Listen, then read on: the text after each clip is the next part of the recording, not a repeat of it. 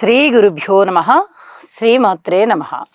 మా భక్తి టీవీని ప్రోత్సహిస్తున్నటువంటి మా ప్రేక్షకులందరికీ ధన్యవాదాలు తెలియజేస్తూ 17 ఆగస్టు 2025 నుంచి 23 ఆగస్టు 2025 వరకు గల కాలానికి రాశి ఫలితాలు తెలియచెప్పుకుందాము. ముందుగా గ్రహస్థితులు.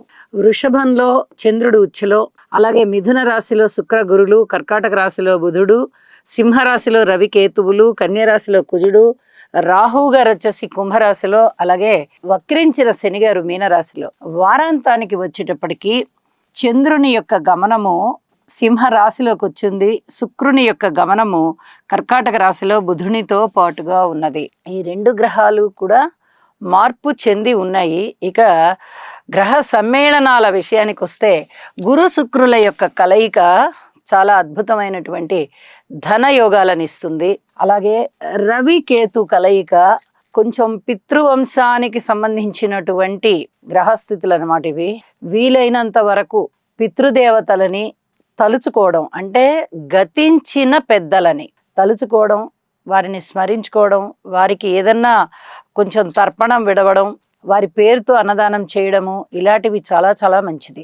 ఇక వారాంతానికి వెళ్ళేటప్పటికి బుధ శుక్రుల కలయిక జరుగుతుంది. ఇది బుధ శుక్రులు ఇద్దరు కూడా చాలా సున్నితమైన ప్రవర్తనతో ఉంటారు. వారి యొక్క కలయిక అంత మంచిగా ప్రవర్తన నిదానంగా ఉండేటట్టుగా చేస్తుంది. ఇక చంద్రుని యొక్క కలయిక కూడా రవికేతువులతో పాటు వచ్చి ఉంది. ఇది అమావాస్యను సూచిస్తూ ఉంటుంది. త్రయోదశి, చతుర్దశి, అమావాస్య, పాడ్యమి ఈ 4 తిథుల్లోనూ ఏ 2-3 తిథుల్లో అయినా కూడా చంద్రుడు రవితో కలుస్తూ ఉంటారు. నెలకొక్కసారి ఇది జరుగుతూ ఉంటుంది. అయితే రవిచంద్రుల కలయిక చాలా చాలా మంచిది. పైగా రవి గారు స్వస్థానంలో ఉంటూ ఉండగా చంద్రకేతువుల యొక్క కలయిక జరుగుతుంది.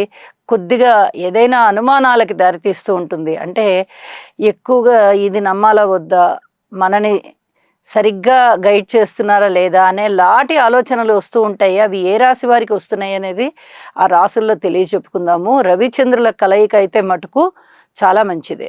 అలాగే దృష్టుల విషయానికి వస్తే గురువు గారి యొక్క 9వ దృష్టి రాహు గారి మీద పడుతూ ఉంది.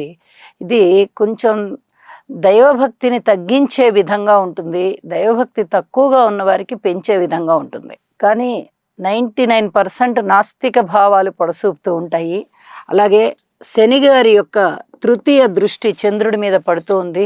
మానసిక వేదన ఎక్కువగా ఉండడానికి అవకాశం ఉంది. ఎక్కువగా టెన్షన్ పడిపోతూ ఉంటారు. దీనికి సంబంధించి యోగా చేయడం అనేది చాలా మంచిది. ఇక కుజుని దృష్టి శని గారి మీద, శని గారి దృష్టి కుజుని మీద. ఈ దృష్టిలు అస్సలు ఏమాత్రం మంచివి కాదు. ప్రయాణాల రీత్యా జాగ్రత్తగా ఉండాలి, ఆరోగ్య రీత్యా జాగ్రత్తగా ఉండాలి, కోర్టు కేసుల రీత్యా జాగ్రత్తగా ఉండాలి. ఇక అన్ని విధాల జాగ్రత్తే. అది ప్రతి రాశికి ఇంచుమించుగా జాగ్రత్తలు తీసుకోవాల్సినటువంటి పరిస్థితే కనిపిస్తుంది. కాబట్టి ఈ శని కుజ స్తోత్రాలు తప్పనిసరిగా చదవండి. అలాగే రవి కేతు రాహు ఈ స్తోత్ర పారాయణాలు కూడా తప్పనిసరిగా ప్రతి మనిషి పారాయణ చేయడం అనేది చాలా చాలా మంచిది. గ్రహస్థితులు ఈ 4 గ్రహస్థితులు అంతగా బాలేని కారణం చేత. అలాగే యోగా చెయ్యండి, మానసిక స్థిమితం కూడా ఉంటుంది అని చెప్పి తెలియజేస్తూ, ప్రతి రాశికి ఇంకా ఏమైనా పరిహారాలు ఉన్నాయా అనేది ఆ రాశికి చేసే వీడియోలో తెలియచెప్తాను. రాశి వివరాల్లోకి వెళ్దాం. మీనరాశి వారికి ఈ వారం రోజుల కాలంలోనూ చంద్రుని యొక్క సంచారము, శుక్రుని యొక్క సంచారము, అలాగే రవికేతువుల యొక్క సంచారము చాలా చాలా బాగుంది. 4 గ్రహాలు బాగున్నాయి. పూర్వం కన్నా కూడా గ్రహాల యొక్క శుభ ఫలితాలు వృద్ధి చెందాయి అని చెప్పి తెలియచేస్తూ ఉన్నాను. అయితే వీరికి రాశిలోనే ఉన్నటువంటి శనిగారు, సప్తమంలో ఉన్నటువంటి కుజుడు, వీరిద్దరి పరస్పర దృష్టుల చేత చాలా వరకు శుభ ఫలితాలు ఆగిపోయి దుష్ట ఫలితాలు ఎక్కువగా కనిపిస్తున్నాయి. దుష్ట ఫలితం అనగానే ఏదో చెడు జరిగిపోతుందని అర్థం కాదు. శుభ ఫలితాలు జరగకపోవడమే దుష్ట ఫలితం అని చెప్పి ఇక్కడ తీసుకోవాలి. అయితే ప్రయాణాల విషయంలో కానీ, భార్యాభర్తల మధ్య అన్యోన్యత విషయంలో కానీ, ప్రజలతో ఉండేటటువంటి ప్రజా సంబంధాల విషయంలో కానీ చాలా చాలా జాగ్రత్తగా ఉండాలి. వాహనాల కొనుగోలు అమ్మకాల విషయంలో కూడా అలాగే ఉండాలి. అలాగే ఈ రాతకోతల విషయంలో కానీ వాహనాల అమ్మకాలు కొనుగోలు విషయంలో కానీ అధిక జాగ్రత్తలు తీసుకుంటూ ఉండాలి. కలహాలకి దుఃఖాలకి ఇక్కడ సూచన జరుగుతూ ఉన్నది. మాతృవర్గ రీత్యా కొంచెం అనుకూలమైన కాలం ఉంది. అన్నదమ్ముల సహాయ సహకారాలు ఉన్నాయి. మిగతా ఏ పరిస్థితులైనా మీకు ధనం అయితే వస్తోంది కానీ మనశ్శాంతి రావట్లేదు. ఇది చెప్పదగినటువంటి సూచన. వీటి నుంచి మీరు బయటపడాలి అంటే తప్పనిసరిగా నవగ్రహ స్తోత్ర పారాయణాలు చేసుకోవాలి, లేదా నవధాన్యాలు దానం ఇవ్వాలి, లేదా నవగ్రహ హోమం ఒకసారి చేసుకోవాలి. ఇవన్నీ కూడా చెప్పదగినటువంటి సూచనలు. ఏలినాటి శని జరుగుతూ ఉంది. గురు బలం అనేది లేకుండా ఉంది. అలాగే రాహు గారి బలము కూడా లేకుండా ఉంది. దూర ప్రాంత ప్రయాణాలు చేసే పరిస్థితి కనిపిస్తోంది. ఎక్కువగా మీరు అనుకోని విధంగా ధనాన్ని ప్రతి విషయంలోనూ ఖర్చు పెట్టాల్సిన పరిస్థితే కనిపిస్తోంది. ఇవన్నీ కూడా చెప్పదగినటువంటి జాగ్రత్తలుగా తీసుకోండి. ధన ఆదాయం బాగుంది రవికేతువులు, కానీ ఆ ఆదాయానికి మించి ఖర్చులు ఉంటాయి అని చెప్పి తెలియజేస్తున్నాను. వారాంతంలో శుక్రాచార్యుల వారి యొక్క స్థితి బాగుంది, చంద్రుని యొక్క స్థితి కూడా బాగుంది. రెండూ కూడా మీకు అనుకూలమైనటువంటి ఫలితాలను ఇస్తూ ఉన్నాయి.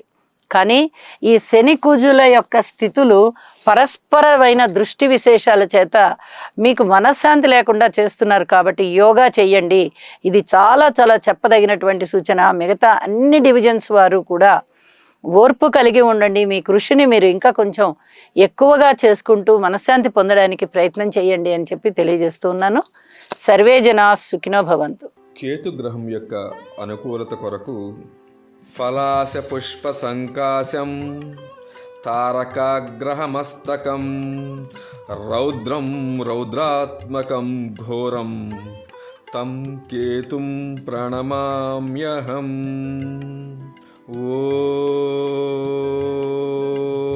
ఓం ప్రాం ప్రీం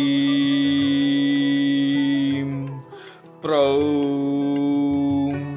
సహ కేతవే నమః. ఈ శ్లోకాన్ని పఠించటం వలన గ్రహదోషములు ఏవైతే ఉన్నాయో అవన్నీ కూడా నివారించబడి మానసిక ప్రశాంతత చేకూరి దుఃఖ ఈతి బాధల నివారణ ఏదైతే ఉందో అదంతా కూడా మీకు తప్పగా కలిగే అవకాశం ఉన్నది. రవిగ్రహ అనుకూలత కొరకు జపాకుసుమ సంకాశం కాశ్యపేయం మహాద్యుతిం తమోరిం సర్వపాపఘ్నం ప్రణతోస్మి దివాకరం. ఓం హ్రాం హ్రీం హ్రౌం సహ సూర్యాయ నమః. చంద్రగ్రహ అనుకూలత కొరకు దధిశంక తుషారాభం క్షీరోదార్ణవ సముద్భవం నమామి శశినం సోమం శంభోర్మకుటభూషణం. ఓం శ్రాం శ్రీం శ్రౌం సహ చంద్రాయ నమః.